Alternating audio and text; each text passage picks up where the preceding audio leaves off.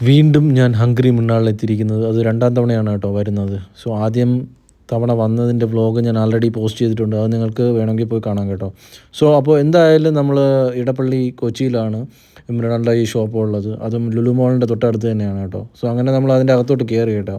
So പഴയ പോലെ തന്നെയാണ്, വളരെ വ്യത്യാസങ്ങളൊന്നുമില്ല. എന്താ പറയുക, നല്ല നീറ്റ് ആൻഡ് ടൈഡി ആണ്.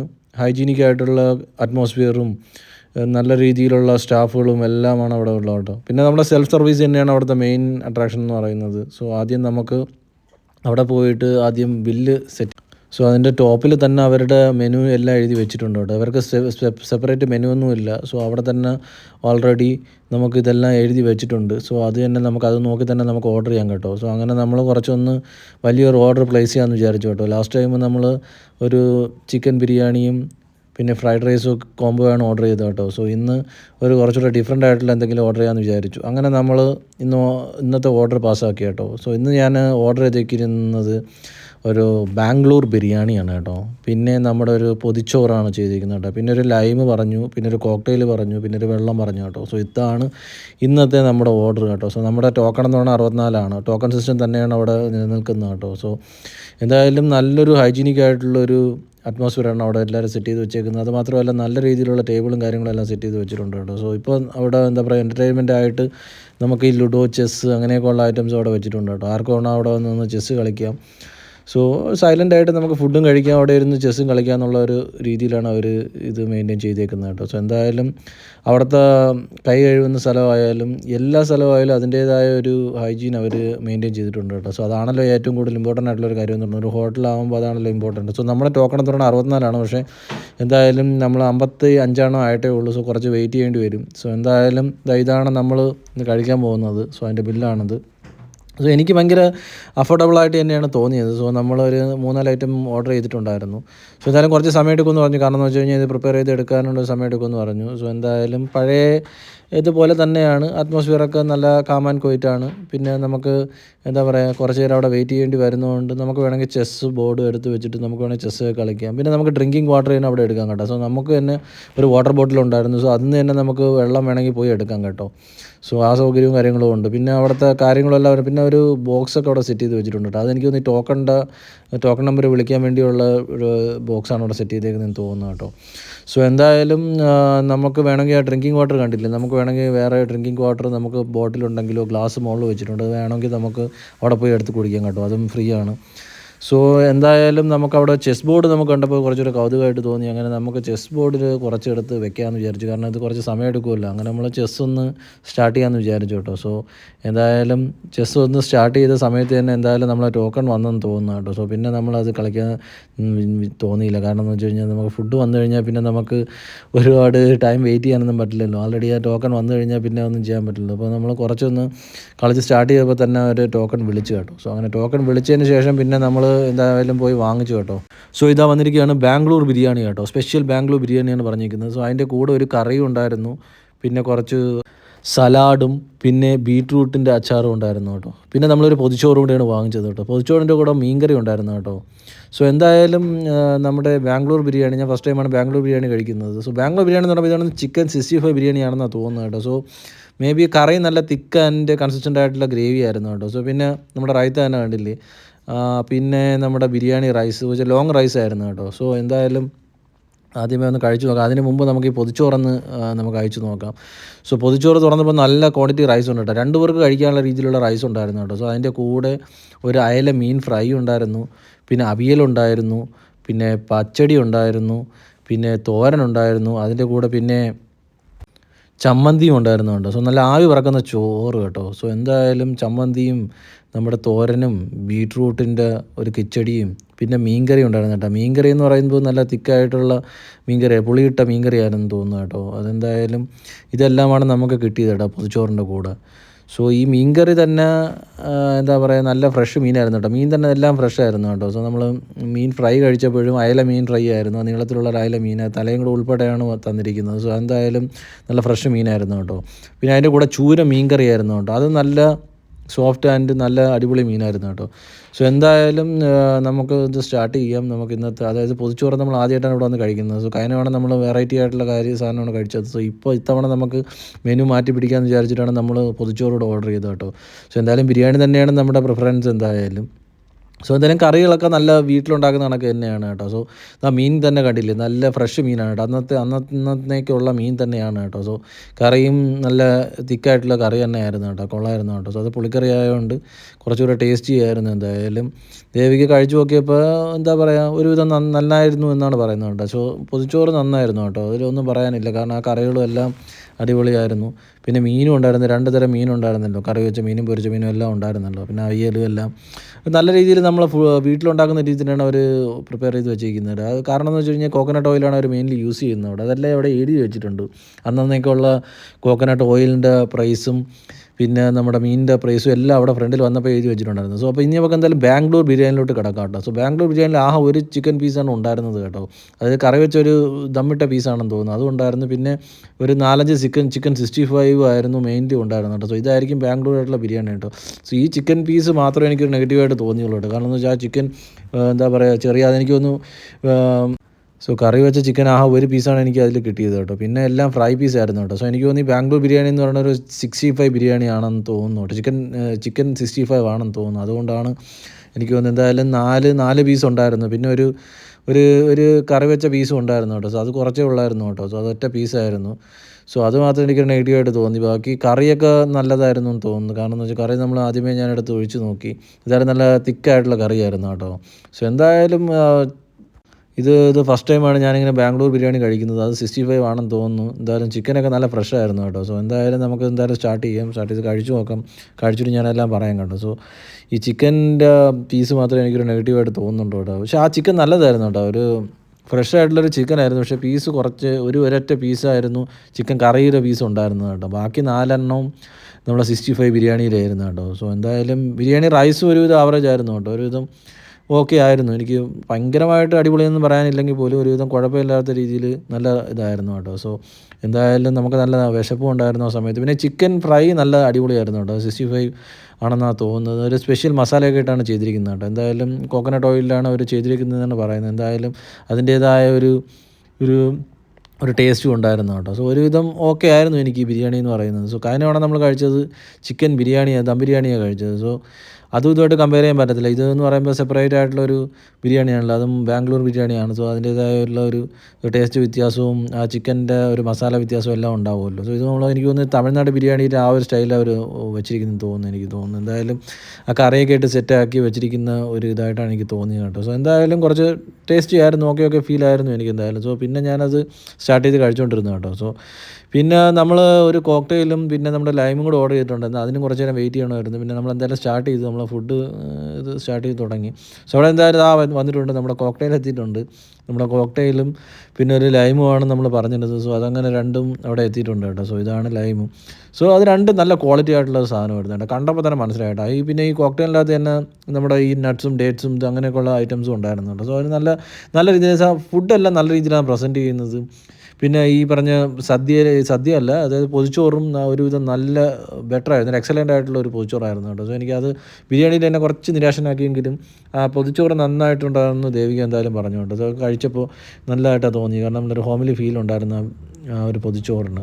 സോ ഒരുപാട് ഓവറായിട്ട് കുക്ക് ചെയ്തു അല്ല, എന്താ പറയുക, നല്ല മീഡിയമായിട്ട് നോർമലായിട്ട് കുക്ക് ചെയ്തിട്ടുള്ള ഒരു കോക്കനട്ട് ഓയിലിൽ കുക്ക് ചെയ്തിട്ടുള്ള കറികളുമായിരുന്നു എല്ലാം. സോ അതുകൊണ്ട് തന്നെ അതിൻ്റേതായ ടേസ്റ്റും അതിനുണ്ടായിരുന്നു കേട്ടോ. സോ എന്തായാലും ബിരിയാണി ഞാൻ സ്റ്റാർട്ട് ചെയ്തു. എന്തായാലും ഒരു വെറൈറ്റി ടേസ്റ്റാണ്. കാരണം എന്ന് വെച്ച് കഴിഞ്ഞാൽ ഇത് നമ്മളെ ബിരിയാണി എന്ന് പറയുമ്പോൾ നമ്മളിങ്ങനെ മസാലയൊന്നും അധികം ആഡ് ചെയ്യാതെ ചിക്കൻ കറിയിലൊക്കെ ഇട്ട് സെറ്റ് ചെയ്ത് വേവിച്ചെടുക്കുന്ന ബിരിയാണി ഉണ്ടല്ലോ. സോ അതാണ് ബാംഗ്ലൂരും തമിഴ്നാട് ബിരിയാണി എന്ന് പറയുന്നത്. സോ എനിക്ക് ഒരുവിധം ഇഷ്ടപ്പെട്ടു. അതിൻ്റെ ഏറ്റവും ഹൈലൈറ്റ് ആയിട്ടുള്ളൊരു ഇതെന്ന് പറയുന്നത് തന്നെ അതിൻ്റെ ചിക്കൻ 65 ആയിരുന്നു. പിന്നെ അതിൻ്റെ ഒരു ബീട്രൂട്ട് അച്ചാറും ഉണ്ടായിരുന്നു കേട്ടോ.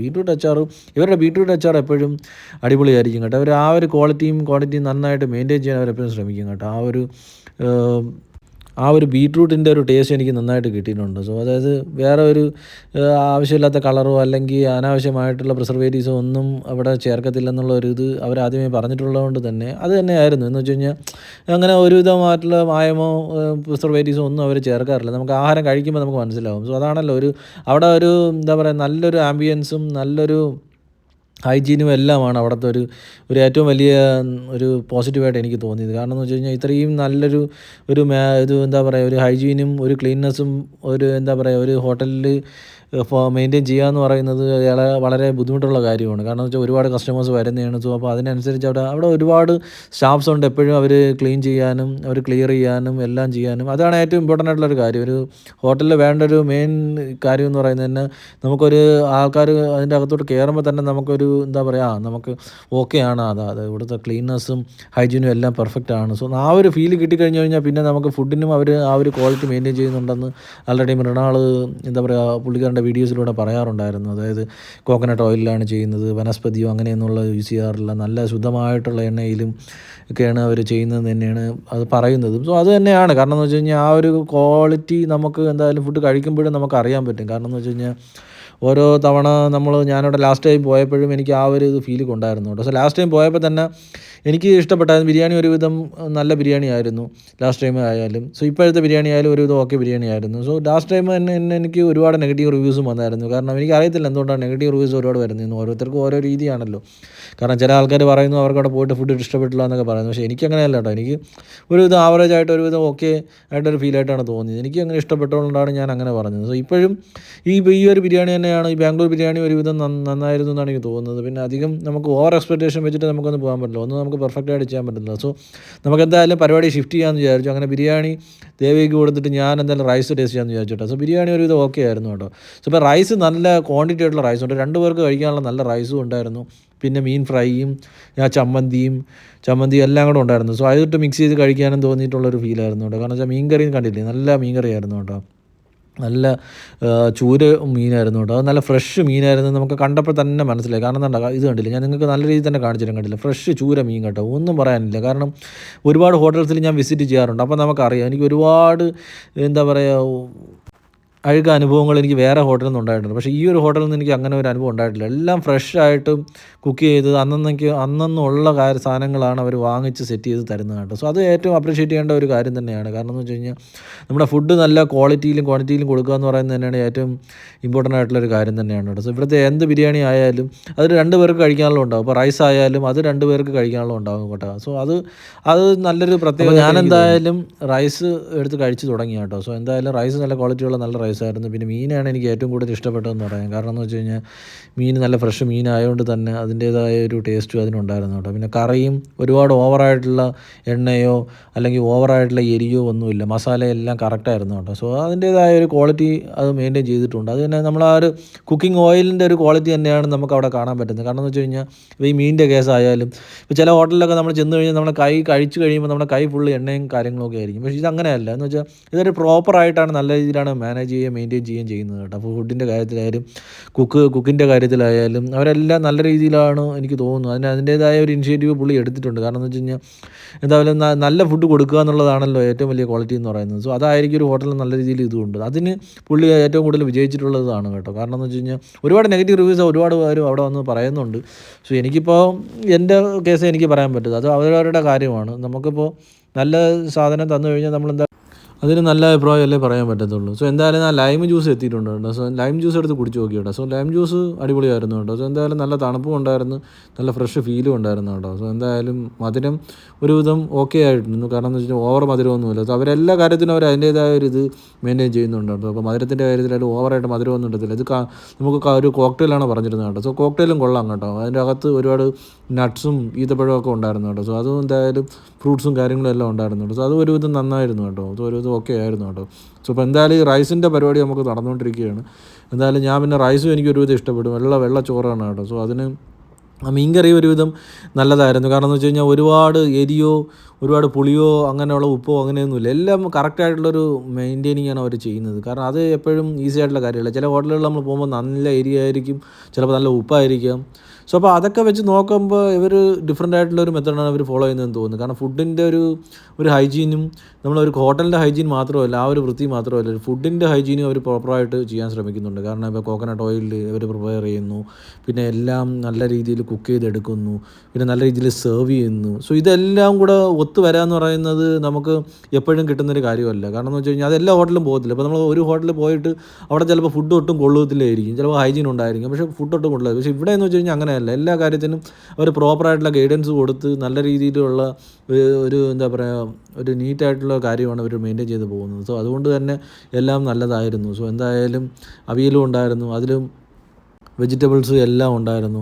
സോ അത് മാത്രമല്ല, ഈ ഒരു മീനിൻ്റെ ഒരു പീസ് തന്നെ ഞാൻ കണ്ടപ്പോൾ തന്നെ ഞെട്ടിപ്പോയി. കാരണം എന്ന് വെച്ച് കഴിഞ്ഞാൽ അന്നത്തെ പിടിച്ച മീൻ ഫ്രഷ് മീൻ തന്നെയാണെന്ന് നമുക്ക് കണ്ടാലേ അറിയാൻ പറ്റും. കാരണം എന്ന് വെച്ച് കഴിഞ്ഞാൽ അത്രയ്ക്ക് ഞാൻ നേരത്തെ നിങ്ങൾക്ക് കാണിച്ചു തന്നപ്പോഴും മനസ്സിലായില്ലേ. കാരണം എന്ന് വെച്ച് കഴിഞ്ഞാൽ ഒരു ഇതായി ചൂര മീനൊക്കെ നമ്മൾ ഫ്രീസർ ചെയ്ത മീനൊക്കെ ആയിരിക്കും മിക്ക ഹോട്ടലുകളിലും തരുന്നത്. പക്ഷേ ഇവിടെ അങ്ങനെയല്ല കേട്ടോ, അന്നേക്കുള്ള സാധനങ്ങളാണ് അവർ ചെയ്യുന്നത്. സോ അതിനനുസരിച്ചുള്ള ആൾക്കാർ അവിടെ ഉണ്ട്. സാധനം നമ്മളൊരു ക്വാളിറ്റിയുള്ള ആൾക്കാർ അവിടെ വരുന്നു, ക്വാളിറ്റിയുള്ള ഫുഡ് കഴിക്കുന്നു, അതിന് എന്താ പറയുക, നല്ല അഭിപ്രായം പറയുന്നു, അവർ പോകുന്നു. പിന്നെ ചില പ്രശ്നങ്ങൾ ചിലരൊക്കെ പറയുന്നുണ്ട്. സോ അത് എനിക്ക് ഫീൽ ആയിട്ടില്ല. സോ എനിക്കങ്ങനെ ഫീൽ ആവുമെങ്കിൽ ഞാനത് നിങ്ങളിലോട്ട് എത്തിക്കുന്നതാണ്. പിന്നെ ആ ബിരിയാണീൻ്റെ കേസ് മാത്രമേ എനിക്ക് കുറച്ചൊരു നെഗറ്റീവായിട്ട് തോന്നിയുള്ളൂ. കാരണം അതിൻ്റെ ഒരൊറ്റ പീസ് മനസ്സിലായില്ല, അതായത് ചിക്കൻ കറിയുടെ ഒരു പീസ്, അത് അപ്പോൾ പീസ് മേ ബി അത് നമ്മളെന്താ പറയുക, ഇത് ഡം ചെയ്ത ബിരിയാണി ആയിരിക്കില്ല, അതായത് മിക്സ് ചെയ്തെടുക്കുന്ന ബിരിയാണിയാണ്. സോ അപ്പോൾ ആ ഒരു പീസിൻ്റെ അതിൻ്റെ ആ ഒരു ഇത് എറിഞ്ഞ് പോയി കാണും, അതുകൊണ്ടായിരിക്കും. സോ എന്തായാലും ഒരുവിധം ഓക്കെ ആയിരുന്നു. സോ എന്തായാലും റൈസിൻ്റെ കേസൊന്നും പറയാനില്ല കേട്ടോ. സോ റൈസ് ഇതാണ് ഇപ്പോഴത്തെ ഗതി എന്ന് പറയുന്നത് കേട്ടോ. സോ നമ്മളെന്തായാലും ഒരു യുദ്ധം കഴിഞ്ഞ ഒരു യുദ്ധഭൂമി എന്ന രീതിയിലായിരുന്നു കേട്ടോ, എല്ലാം നമ്മൾ